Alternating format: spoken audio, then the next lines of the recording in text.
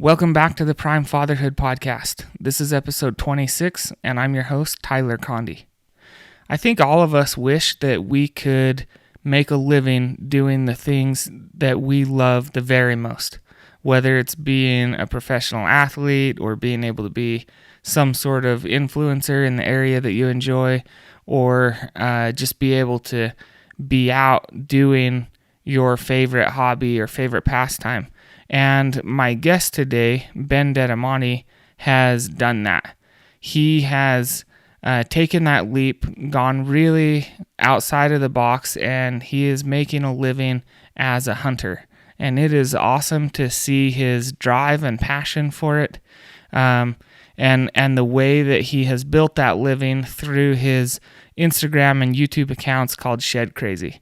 He's really funny to watch and listen to as he tells the stories, but he's also, without a doubt, very dedicated and hardworking on it. And so I thought it would be really fun to get him on here and talk through how he balances the demands of being a full-time hunter, a full-time content maker, and then still being able to be a good dad to his 3 sons and a good husband to his wife.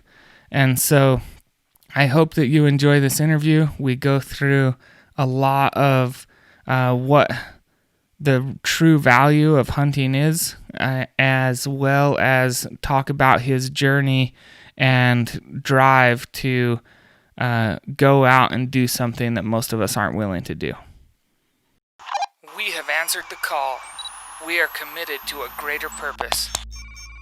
We are fathers. Past achievements do not guarantee future success. We will prime ourselves often to navigate each new challenge. We are capable, brave, and relentless. We will remain undaunted.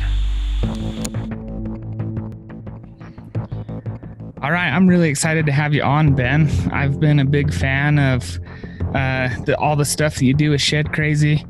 I always look for you to bring some humor into the day. And I just wanted to have you on to talk about really where your passion for hunting came from and how you balance that with the family and with your professional life. So you want to start off by talking a little bit about what hunting means to you and where that passion comes from? Yeah, for sure, man. I appreciate you having me on. I've been a fan of your stuff for a lot of years too. Watched through your various business ventures and everything, and I'm excited for this podcast, man. I think it's gonna be really cool for you. Awesome. But yeah, I've been obsessed with hunting as long as I can remember, and I think like a lot of people, that just comes from the relationship that I had with my dad. He and I, it seemed like the quality time we got to spend together was just pretty much spent hunting. When my dad was hunting with us, or when we could go to the mountain together, it was like he was a different person. He just felt relieved of all the pressures and the duties of the work life. And I just loved what the outdoors brought out in him. And that was the place that he taught me a lot of things, that he really opened up and talked about some of the like big questions in the world. And so I really grew to love the quality time. And that was the first thing that really attracted me to hunting. And then, you know, as I got old enough to where I could hunt for myself, and began to like pack a rifle for myself, then I got a little bit obsessive about the challenge of it, the physical side of it, and also just the excitement and the adrenaline rush of getting out there and doing it for myself. So it just comes from that. And it's pretty much become the thing that I put everything else aside to do now. So I love to hunt, obviously, and I turned it into an obsession and a career. And it all, I think, started with that relationship with my dad. That's awesome. That's a lot of what it's been for me as well. I haven't been as avid of a hunter as you and some of my other friends or my dad even, but it's always been something that I can count on bringing me a lot closer to my dad and being able to spend really good quality time when we go out. And the older I get, the more excited I get about it and the more I want to put effort into it. So, for you, when you're going on these different hunts and things, what kind of preparation do you put into it? So I pretty much hunt year round. And so I put a lot of time and a lot of thought and effort into my gear. But it's pretty much always ready to roll. I hardly ever unload my truck. All I do is take, the valuable stuff in the house, and then I put it back in before I hit the road again. I want to be able to put the least amount of time into preparation as I get ready for each trip as I can, and then I can maximize the time with my kids. It seems like every once in a while, I'll have to do a big teardown. And about once a year, I'll go through all my gear and kind of just do like a revamp of the whole system. But I like to be ready to roll. I like to be able to jump in and go at short notice and be able to adapt to the plans as they come. And so for me, it's just, the physical preparations part of it too. Like I like to try to do things to stay in shape throughout the year. So I can always put in the big hikes if I need to. And so I don't die if I end up going backcountry, but it inevitably ends up happening that way. That's awesome. Yeah. Preparation and gear. I mean, like I'm a gear geek, so I love anything to do with gear. Yeah. I think that's part of the fun of it. So as far as, what drives you to hunt now, because like you said, it started with your dad, but now it's become your livelihood.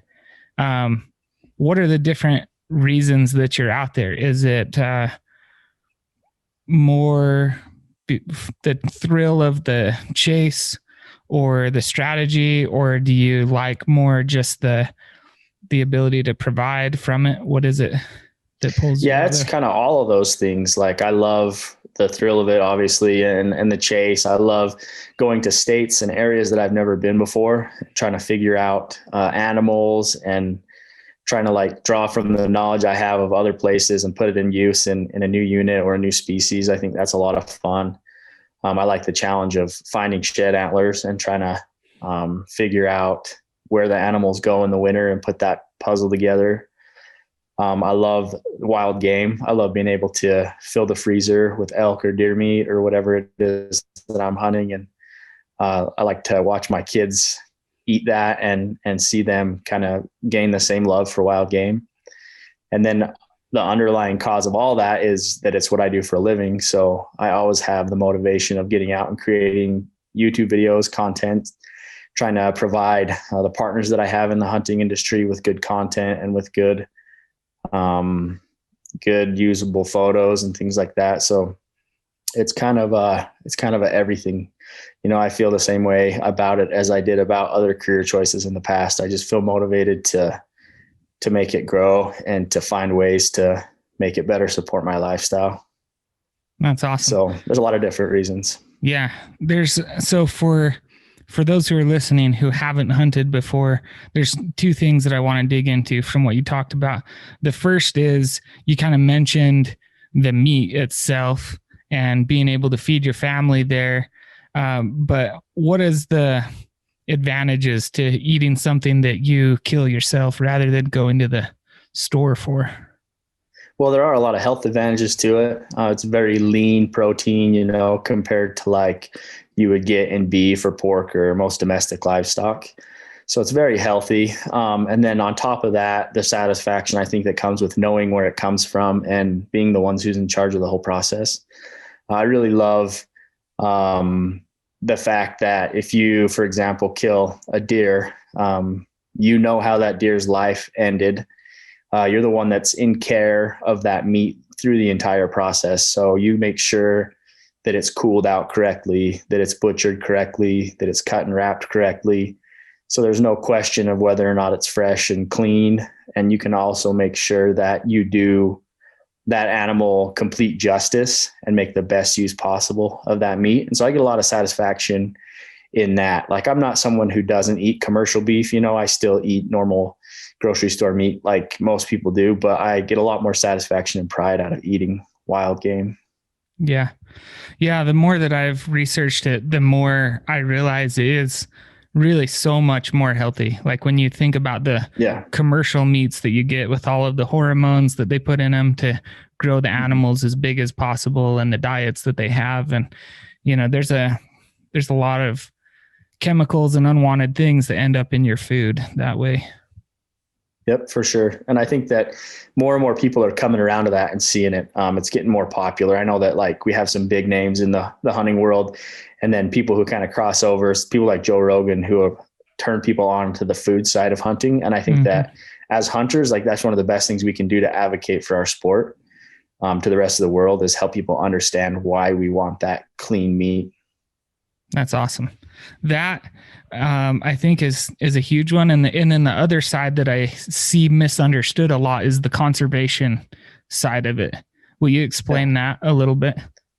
Yeah, absolutely. So in the United States, all of the animals, all the wild animals, are managed under something that's called the North American Wildlife Model of Conservation. So what that is basically is it assigns every game animal in the U.S. a monetary value, and it allows the state to manage those animals for hunting. So, for example, every deer, like every hunter who goes to the hills to hunt, will buy a hunting license and buy a hunting tag. And the state determines what they will sell those for based off the amount of deer that they have. They do studies to determine range capacity and the health of the herd, and they will only hunt a certain percentage of those deer based off what they can sustainably regrow the next year. And then they assign a value to those deer, and then that's how much it costs to buy a deer tag or a license. And then the money goes back directly into wildlife conservation. So the state will take those funds. They'll do things like build deer fences along highways. They'll install drinkers and guzzlers for wildlife to use. They'll do range work like clearing juniper trees and like replanting like bitter brush and cliff rose and feed that the deer can utilize. So it's that's kind of a complicated explanation to say that you pay to hunt and the state uses that money to grow and to manage the wildlife. Yeah, I think it's a great program. If it wasn't there, we'd have all sorts of imbalances due to all the urbanization of us, the people, pushing the wildlife into different habitats and areas. And they do a fairly good job of managing it, considering what it would be without any. Yeah, for sure. On the large scale, they definitely do. Like I could pick a few bones with any state management agency, but I think overall they do a pretty good job. Yeah, exactly. So the other thing that I wanted to ask about from what you mentioned that draws you into hunting is the shed hunting. Will you kind of explain the draw for shed hunting and how that feeds into your overall hunting regimen?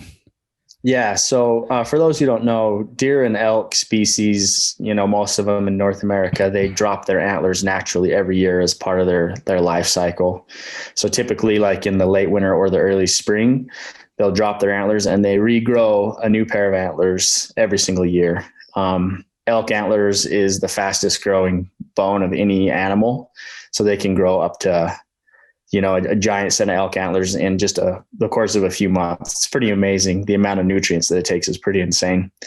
But they'll drop those antlers. And one of my favorite things to do is just to get out and to search for those. And they have a monetary value. You can go find them and then you can sell them. And when I first quit my job, that was one of the big things that I did to support my family, is go out and collect these antlers. And then I would cash them in and pay the bills. But now it's become more of just something that I do because I love to see where those animals go in the winter. I love to see if I can find bigger and cooler sheds. And it's kind of how I get my fix on trophy hunting.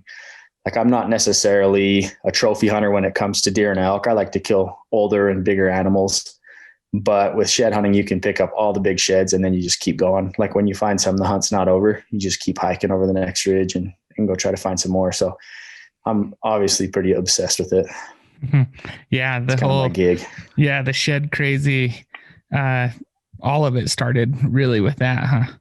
Yep. So. Yeah, just cruising out in my geo tracker and screwing around trying to pick up antlers that was like my dream. When I quit my job, that was all I wanted to do, was go find sheds. It's like picking up pop cans for a hobo or something. That's awesome.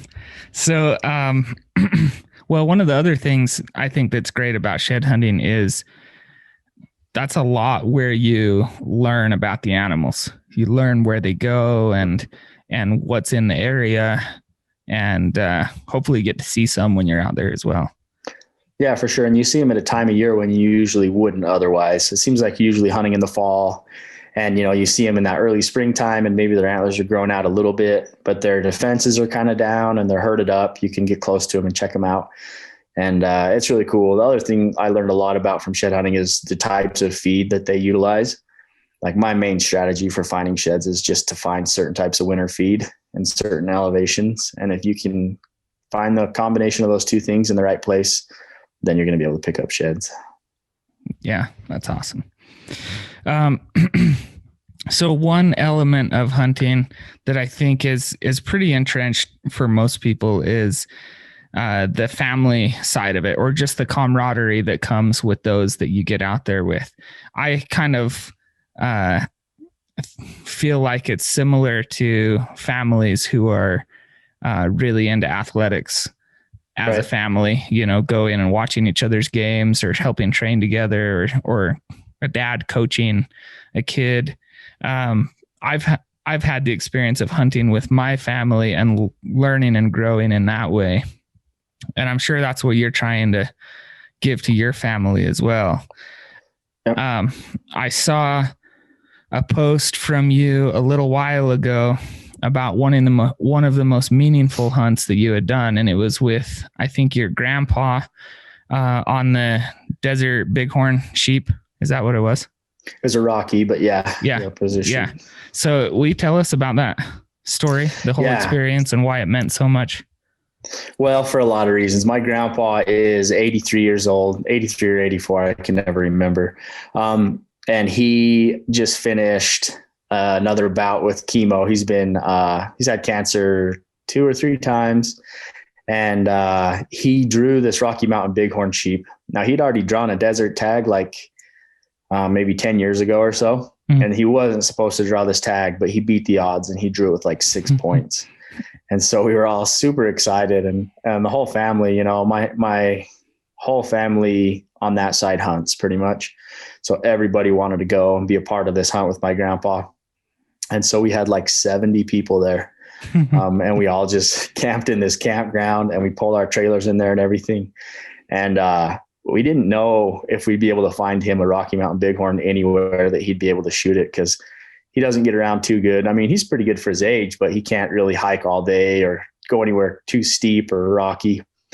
And so we got up the first morning of that hunt, and we were just mostly going to fan out and see if we could find a sheep somewhere that was accessible to him. And right away, the very first place I glassed up a ewe and then a kid, I guess they call it. I don't know. And I'm like, oh man, if there was a ram right here, this would be the perfect spot. We were not too far from camp and an easy place that he could get to. And right as I was thinking that, this ram comes around the hill, and I'm like, oh man, go get grandpa. So he was still in his trailer. Went running back, and they grabbed him and they said, grandpa, get up. You got to go shoot this sheep. And he says, oh, I haven't even washed my face yet. I'm like, it doesn't matter. You got to get out here and shoot this thing. So he came out there, and he had his 280 Ackley, and he came over to where we were. We got him set up on a rest, and it took him about 15 minutes or so to find that sheep in the scope. And it was just all of us were just praying, just let it stand there.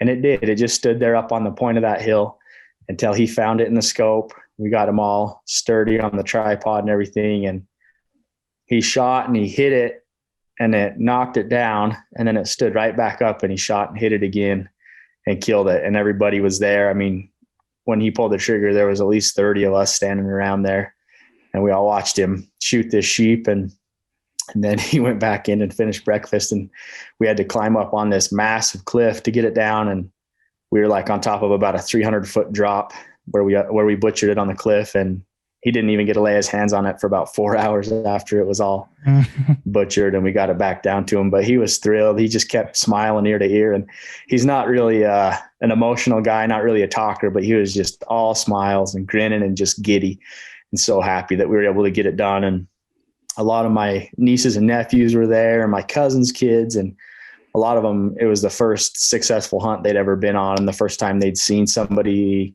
shoot an animal. And it was a really good teaching opportunity to take those kids and show them, like, show them how all the tendons in the legs work, and give them a cool anatomy lesson on all the parts. And it was just a great experience overall. And we were there for 2 days. We ate some good food and we went home, but it was just, it was special. My grandpa's somebody that has always taken us hunting ever since we were kids. We'd go to his cabin and we'd hunt deer there, and I had a lot of good memories with him growing up, and to see him pull the trigger on something that meant a lot to him was a really special thing for our family. That's awesome. That is really similar to my favorite hunt that I ever went on. But yours is on YouTube, right? The story of that. Yeah, the video is all there. I got the kill shot and everything on film, and kind of some of the lead up and a little bit of the footage with the family after. It's kind of a circus, but it's a good watch. People should go check it out. Yeah, that's awesome.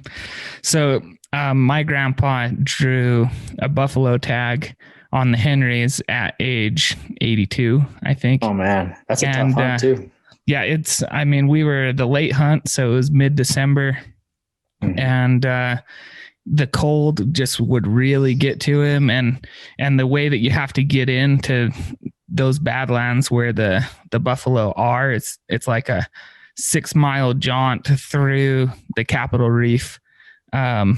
Is that a national park or state park? Yeah, to get over? It's national, I think. Yeah, and so it's really similar to yours. We had all my dad's brothers, or almost all of them, and their kids, and we were all pulling together to try to help Grandpa to get this buffalo that he'd waited his whole life to have a chance at. And we couldn't talk my grandpa into using a gun with a scope.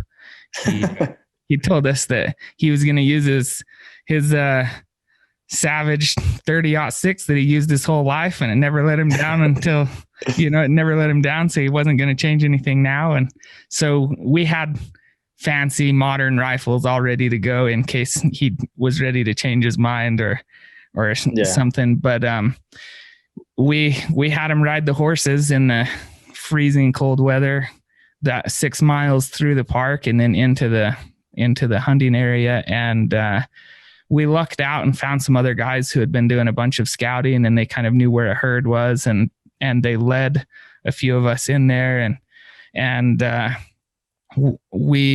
my dad and I got to where the buffalo were way before my grandpa and my uncles did, because he was having to go pretty slow. He was hurting. I think he had prostate cancer at that time. And so we were watching the herd come right towards us, kind of freaking out, thinking that he was gonna not make it up to the hill in time. We were trying to radio down to him, and he showed up when the herd was about 100 yards away, and they came right in to us. And I was trying to film it, but it was the first hunt I ever tried to film and document. And I had a telephoto lens on the camera, and it was zooming like it, because the buffalo were moving. I couldn't get the focus to work. And so like in and out, and they're running straight at me, and I thought they were going to like trample me. So I was trying to get behind a boulder at the same time. And right as they're running towards us, my grandpa stands up there and has his shooting sticks and drops the lead cow, and we all went crazy. It was so cool to see him be able to fill his tag that way. And he was exhausted and pretty spent at that. And then we had a ton of work ahead of us, getting that buffalo out of there. But yeah, that was by far the most gratifying hunt I had ever been on. And just the most special due to how challenging it was and how long Grandpa had waited for it, and how everyone pulled together to make it happen. Those are really special times. So yeah, for sure, man. That Mesa country is no joke. I've been out in that stuff a little bit, and like, that's rugged stuff. That's awesome that he was able to get in there. Get that done. Yeah, I've on my other YouTube channel, I have both that one and another buffalo hunt that I filmed on that channel as well. So I've got the videos. Sweet. Yeah, it's fun. Check them out. So, how about with your kids? How do you teach them about hunting and about what you do, and what life lessons do they get from that? So my approach has just been to make it fun for them. It totally changes the way you approach it when you take your kids with you. You know, I have 3 boys. My oldest is 6, so they're little. And I started taking them. Shed hunting was the main thing I started them out on, because it was something that we could go and we could do a little loop. We didn't necessarily have to be up early when it was freezing cold. We could wait in the afternoon until it was warm and walk for as long as it was fun, and then call it a day. And it was something that we could have moderate success with too. We'd pick one up every now and then, just on a little jaunt. And then last year was the first year I really took my oldest on a big game hunt. Mm-hmm. I took him on an archery antelope hunt here in Utah, because we were just planning on sitting water in a ground blind. And I figured he could maybe be quiet for a minute, which turned out to be not the case. But we had fun. We had antelope come in, and I actually shot at it was the biggest antelope that I had on camera and that I knew about. But I was so crowded in this blind. I had a cameraman with me, and then I had my boy sitting in between me and him. And I went to draw and hit my arm on the back of the blind, and my bow went off. And I chinked a shot at like 24 yards. So it was exciting, and he got to see one. We got to camp out in the sagebrush flats out in the desert, and he still talks about it. Dad, remember when we went antelope hunting? Remember when you missed that antelope? He reminds me all the time. And so this year we decided to take him on a cow elk hunt. I took both my older 2 boys, my 5-year-old and my 6-year-old, and we went with some friends out of Price. Gordon Creek Outfitters had a kind of a cow opportunity for us up there. And it was a really laid back hunt. And that was what I wanted, was just something that they could go have a good time on and enjoy. And it was fun. We ended up killing 3 cow elk. And they saw the whole process. That was the first time that they really got to be there to see the shooting, and to like also be a part of like the butchering and the packing out and stuff. And they had a riot. It was like a 2-day thing. We stayed in a hotel. But it was really fun, and it's been something that they've looked back on. And I just want them to be able to understand the whole process. And I'm okay with them getting a little bit uncomfortable. I just don't want them to get too uncomfortable in the beginning and have them have memories of it being not fun. So my whole thing is just to make it fun for them right now. Yeah, that's awesome. That's awesome to give them those experiences. In my work, we have a consultant who helps us to kind of understand people's character. It runs a lot deeper than personality. And one of the things that this consultant tells us all the time is one of the most important things you can look for in an employee or in a partner or something is how broad their horizons are, what the variation of experiences that they've had are. And I think that getting your kids into those kind of situations starts to broaden their horizons pretty early. Not only does it help them to know where their food comes from, but also teaches them skills that help in their self-reliance. And then also it adds a lot to their ability to cope with really difficult situations. Because that's one thing that you just can't avoid with hunting is you're uncomfortable for a good amount of the hunt and the time that you're out there. Yep. Yeah, I think you're right. And I think that a lot too, they learn is just like how to be okay with that being uncomfortable. I think that carries over a lot for them. You know, it makes it seem like the normal stuff we go through every day isn't that big of a deal by comparison. And so that's one of the main things I want them to know. Like, it's okay to be cold for a minute. You're not going to die. It's okay to have to sit here on this hard rock for a couple hours. You know, life isn't just about sitting on the couch and playing whatever Mario Kart. That's what they play. Yeah, exactly. And I can literally remember thinking that, like, I can remember having soccer games in the snow and the sleet and the late fall, and my friends would be thinking like, I'm freezing, why are we playing? And they'd be complaining, and I'd be thinking, oh, this isn't nearly as cold as when I go ride horses with my dad. you know, because there would be times where we'd be coming out of a 10-mile backcountry trip, and you want to get home. So you just sit there on the horse and wait until you get there, even though you're soaking wet and frozen and all of that. So, yeah. There's nothing you can do about it. So you just learn to accept it and deal with it. Yeah, exactly. So I want to talk a little bit about how you got started into making a living hunting and what that leap was like for you. Because that's, it's not a real clear career path, and you definitely took some risks going the direction that you did. So I guess the first question is, when did you know that you could actually make a living doing it? And what was your preparation in that time? So I don't know. I probably didn't know I could make a living at it until I was a couple years into it. Like, okay. I jumped first just on faith and hope that it would go somewhere just because I wanted it so bad. When I used to live with Makai, your brother-in-law, and he and I would sit at night and talk about career plans, and he was real steadfast on the firefighter thing, which he accomplished, and I was always all over the map. I'm like, oh, maybe I'll do the firefighter thing. Maybe I'll do this. I never had a set career plan, but I had a pretty good job. I worked for my dad. I did granite work.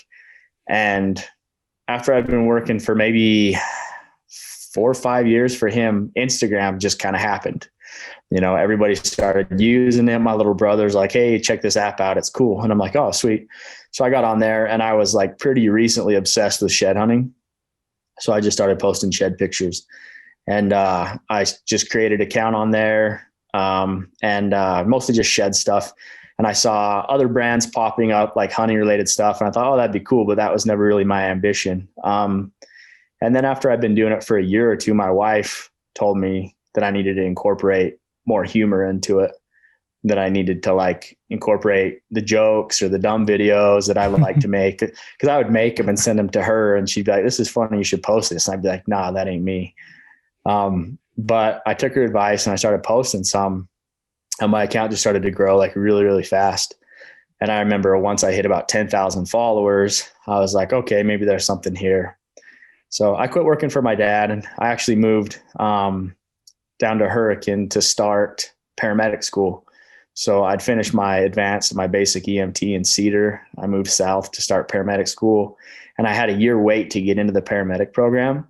So I was just working and waiting out that year. And during that time, I was able to hunt a lot and put up a lot of videos and a lot of content. My Instagram grew to around 18 or 20,000 followers, and I started to get sponsorship offers. And that was when I was like, oh, maybe there's something here. And the first company that ever reached out to me was called Mountain Ops. And they told me, hey, people make money to do what you do. Do you want to make money to do what you do? And I'm like, well, yeah, I mean, that'd be cool. So they started sending me a monthly check to make videos and to show their products. And I'm like, oh, wow, this is a real thing, huh? And so that's when my head kind of went that way, and I started doing social media. And then people would hit me up for a one-time brand deal. They'd be like, hey, we'll give you $500 if you show this off or whatever. And I was blown away that people could actually make money like that. So I decided that I was going to chase it. So me and my wife went through a big financial transformation. We decided we were going to get totally out of debt. I was a janitor. I was working as a custodian, and I started listening to Dave Ramsey, and I got really hyped up about getting out of debt. And so we did it. We just threw everything we had at our debt. And I started picking up odd jobs, and I worked and she worked, and we paid off every bit of debt that we had in the whole world in about 6 months. And at about the same time we paid our debt off, she got hired full-time as a teacher. And so we had 2 incomes, and we just started to get comfortable again. And I thought, I don't want to get comfortable. I'd rather go do this thing. And so she told me, she said, well, I'm sick of hearing you talk about wanting to hunt all the time. If you're going to do it, you better either do it or you better shut up about it, because I don't want to hear it anymore. And so I took it as a challenge, and I'm like, I'll do it. I'll quit my job right now. And she said, no, you won't. And I said, watch. And so I got my phone out and I called my boss and I put in my 2 weeks notice. And she said, "Okay, well, you got 6 months to figure it out." I said, "Okay." So we started trying to figure it out. She was still working full time, and I would stay home with my boys in the morning while she was at work. And then I would go shed hunting in the evening and on the weekends. And it started to take off, but it took it really a couple years to get to where it paid all of our bills. And around the time that she had our third kid, it was earning enough that she could quit her teaching job and that I could just cover all of our bills off of what I was doing. I kept building partnerships with companies and selling my antler. I would go sometimes in the evenings and work for a local camo company and do inventory. I would do shows and expos. I'd work in their booth and travel all over the country doing that. So just any way I could get some income. And over the past, I guess, what's the date today? The 12th. So it'll be 4 years next week. I've been able to just kind of like balance it and keep the ball rolling and just build partnerships, and then started selling my own apparel. And that's done pretty well. We had a really good year with that last year, but just build several small income streams that keep us afloat and keep us going. My wife took another teaching job last year. She pretty much got offered her dream job, what she'd always wanted to do. So now we both work. I stay with the kids a few days a week, and then I just go out the rest of the time and make social media content. So hunting was always the passion, but social media has been the vehicle and the way to get paid.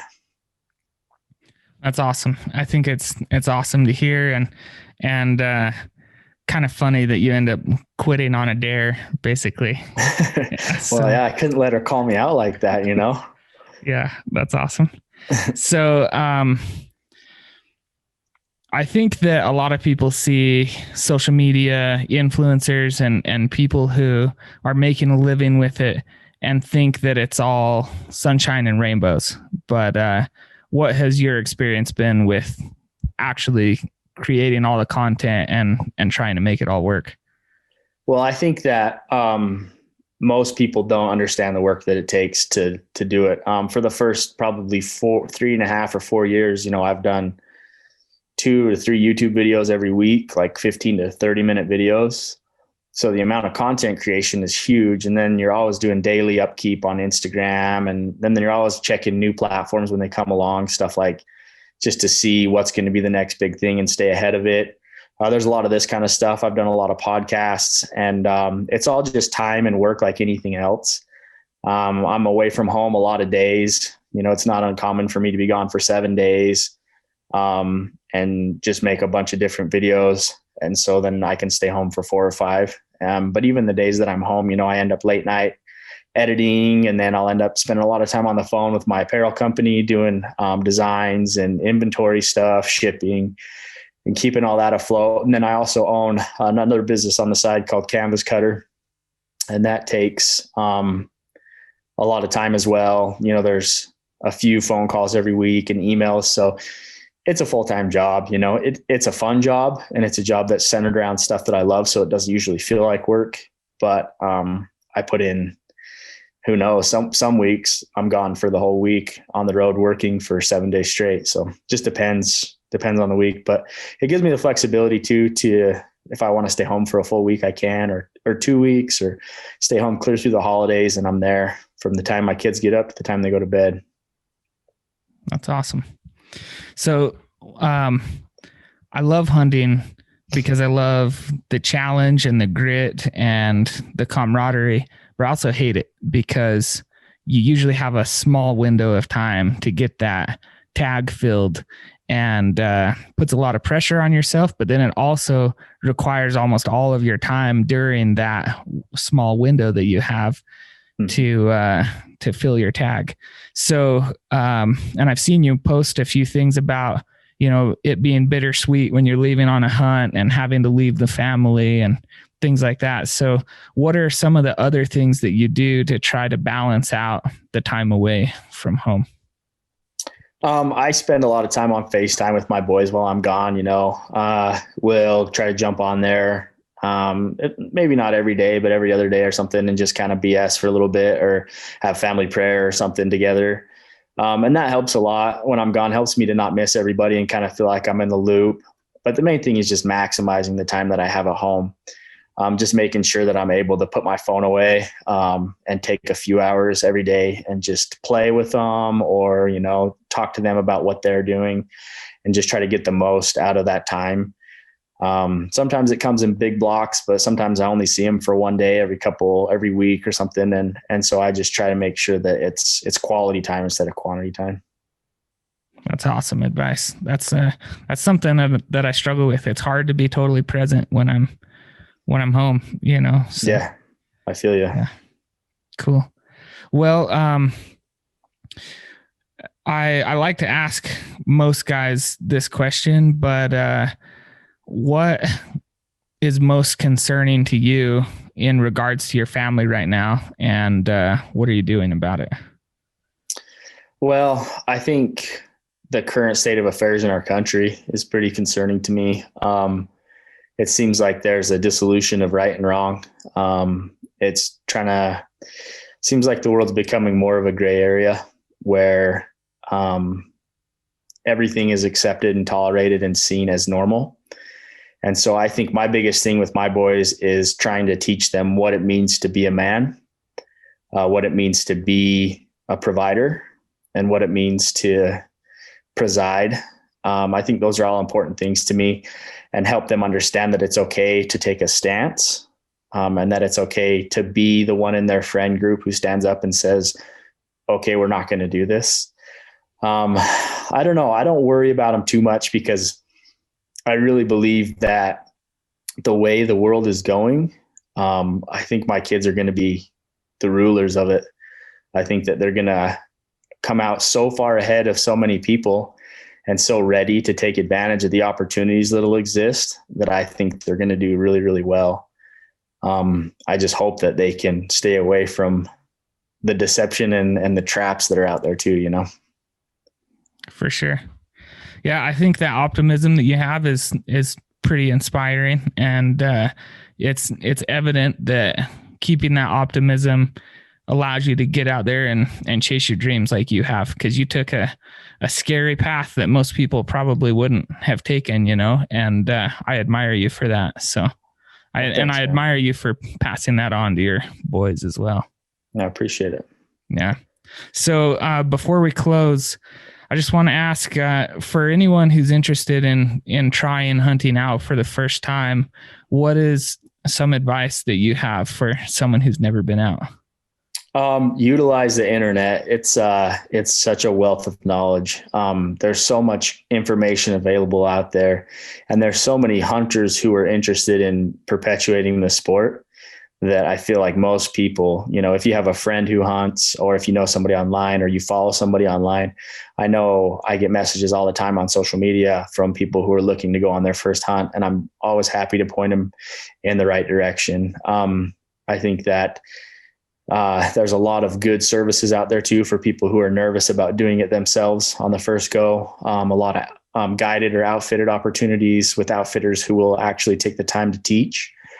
And if anybody is interested in those opportunities, I'd be happy to send them some information on those. But the other thing I would tell people is that you can do it. The barrier to entry seems high, but it's not really that high. It's just going through the process of learning the necessary things and accepting that, yeah, you might fail, but you're always going to be able to learn and grow, and eventually you will have success at it. That's awesome. Yeah, I like that you pointed out that the information is key. I think people feel like they have to be 100% outfitted, and they'll go out and spend all this money and then just not have any idea where to go or what to do. And I like the approach of getting the information first and worrying about the gear and all of this other stuff after that. Yeah, you can definitely try it out on a test basis. There's outfitters that'll even have a gun that they'll let you shoot and let you practice with before you go hunt. And yeah, you can do it all in Walmart gear if you want, you don't have to invest the thousands and thousands of dollars. Go try it and make sure that it's what you want to do first, and then geek out on it. Yeah. Yeah. You're honestly not going to know what you need before you go out. So spending a ton of money right up front is going to be a disservice, because you may not be getting the right camo or the right temperature gear, or, Yep. Yeah, exactly. So awesome. Well, Ben, I know you've got a lot of stuff going on. If people want to follow what you're doing or see what you're working on, where should they go?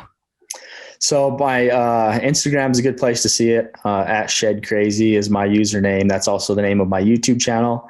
I'm usually dropping a couple of videos a week. That's kind of been slow lately, but I should get back to a couple a week here soon.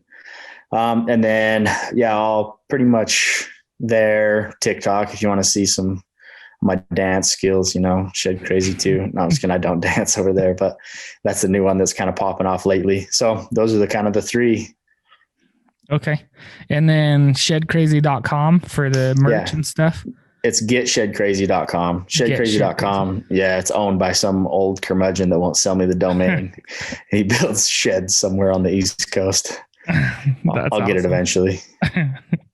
Okay. Getshedcrazy.com and then Canvas Cutter as well, right? Yep.